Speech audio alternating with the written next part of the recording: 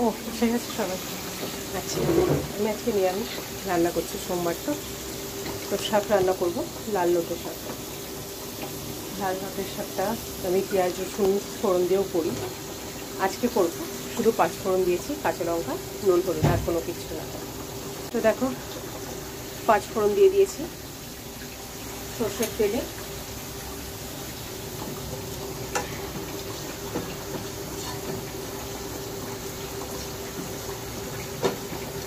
তোমরা কে কীভাবে করো? এই লাল লটে শাকে যদি নিরামিষভাবে করা যায়, আমি আজকে যেহেতু নিরামিষ করবো, বাদামটা দিলে বাদাম দেবো। হ্যাঁ, বাদাম আছে, ভুলেই গেছিলাম, বাদাম আছে, বাদাম দিয়ে করবো আজকে। তো হয়ে গেছে ফোড়নটা। হ্যাঁ, এদিকে শাকটা ধোয়া চলছে, ধোয়া হয়ে গেছে, ধোয়া চলছে না, হয়ে গেছে অলরেডি, শাক ধোয়া হয়ে গেছে।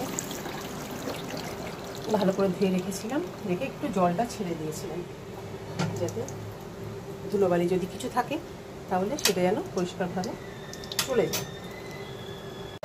তো ফোড়নটা যেহেতু হয়ে গেছে, এবার দিয়ে দিচ্ছি শাক।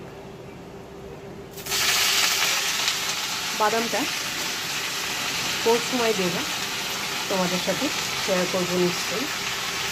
ভুলে গেছিলাম যে বাদামটা লাগবে, তারপর হলো আরে বাদাম তো নেই, তাহলে তো এমনি করতে হবে।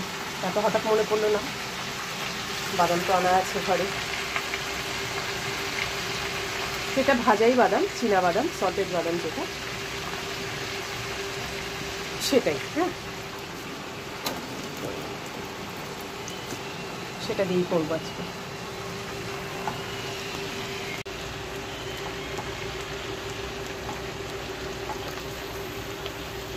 শাক যখন কড়াইতে দেওয়া হয় তখন এত ভরে যায়, তারপরে যেই হয়ে যাবে ঠিক এইটুকুনি হয়ে যাবে রান্নার পরে।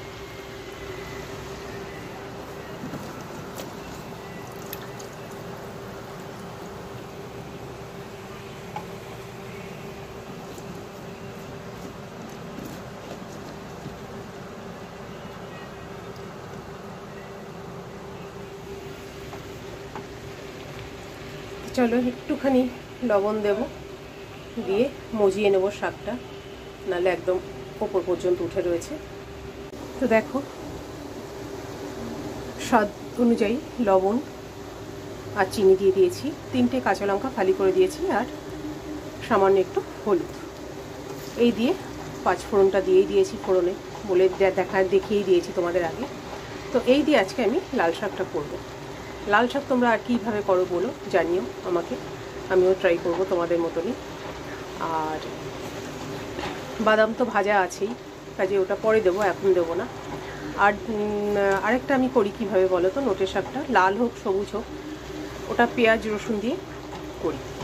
আবার অনেক সময় পেঁয়াজ না দিয়ে শুধু রসুন ফোড়ন দিয়েও করি, অসাধারণ লাগে কিন্তু খেতে এই শাকগুলো যদি ওইভাবে আমিষের মতো করে রান্না করা যায়। নিরামিষও ভালো লাগে, বাদাম টাদাম দিয়ে অবশ্যই ভালো লাগে। তাই পোস্তটা দেবো না, শুধু বাদামটা দেবো। তো একটু ঢাকা দিয়ে দিই।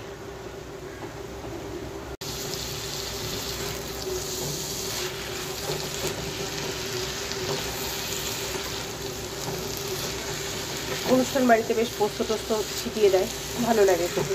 আমিও পোস্তও দিয়েছি, পোস্ত বাদাম দিয়েও আমিও করেছি। তবে এখন আর রোজ রোজ অত ভালো লাগে না, ঘরের রান্না রোজ অত তৈরি করে অত দরকার নেই। একটু এইভাবে হালকাভাবে রান্না করে তৈরি করে রান্না করলেই ভালো, তাই না বলো? আর পোস্তর যে দাম, বাপরে বাপ, প্রচুর দাম। কোন জিনিসটারই দাম নেই বলো, সব কিছুরই দাম বেড়ে গেছে। মানে আমাদের মতো মধ্যবিত্ত মানুষদের মানে হালত খারাপ যাকে বলে। তো দেখো শাকটা তো হয়েই এসছে। বাদাম কিন্তু প্রচুর আছে, জানি না তোমরা বুঝতে পারছো কি না, অনেক নিচে টিচে রয়ে গেছে। আমি নাড়াচাড়া করছি, দেখো আজকে কিন্তু বেশি হয়ে যাচ্ছে, প্রচুর বাদাম আছে। তো বাদামটা আমার, বাদাম ছোলা দিয়ে যদি মোচার তরকারি করি নিরামিষ, একটু নারকেল কোড়া টোড়া দিয়ে, সেটাও অসাধারণ লাগে আমার খেতে। বাদাম জিনিসটা আমি একটু পছন্দও করি। তো চলো একটু নাড়াচাড়া করে শাকটা হয়ে যাবে। দেখো আঠালো আঠালো বলছিলামই, দেখো কোনো রকম কিন্তু ঝুরঝুরে টাইপের কিছু হয়নি, বেশ টাইট হয়েছে শাকটা। নাড়তে নাড়তেই না বোঝা যায় যে জিনিসটা কতটা কি ঠিকঠাক করবো। তো দেখতে পাচ্ছ, মানে যদি ঝুরঝুরে হতো চারিদিকে শাকগুলো তাকিয়ে তাকিয়ে থাকতো, সেই জিনিসটা কিন্তু হয়নি। দেখো দেখতে পাচ্ছ। তো চলো এবার ওভেনটা অফ করি, করে দেখি আর কিছু করা যায় কিনা। টাটা, আবার নেক্সট ভিডিওতে তোমাদের সাথে দেখা হবে। দয়া করে সবাই একটু লাইক কমেন্ট শেয়ার করো, সাবস্ক্রাইব করে পাশে থেকো, ভালোবাসা দিও, ভিডিওটা একটু বেশি করে করো কেমন, আর কেউ স্কিপ করো না প্লিজ, কেউ স্কিপ করো না। যেমনই হোক, আমরা তো খুব মানে প্রফেশনাল কিছু নয় যে রাস্তাঘাটে গিয়ে একটুখানি ভিডিও করে সেরকমভাবে দিতে পারবো, হয়ে ওঠে না ভাই, সত্যি কথা বলতে। আর আমি পারিও না হতে, তো যেটুকুনি যা করি আর কি। তোমরা একটু সাপোর্ট করো সবাই, কেমন, ভালো থেকো সবাই। শাকটা হয়ে গেছে রেডি। হ্যাঁ, তোমাদের আমি একটুখানি দেখিয়ে দিই, দেখো ভালো লাগলে জানিও অবশ্যই। দেখো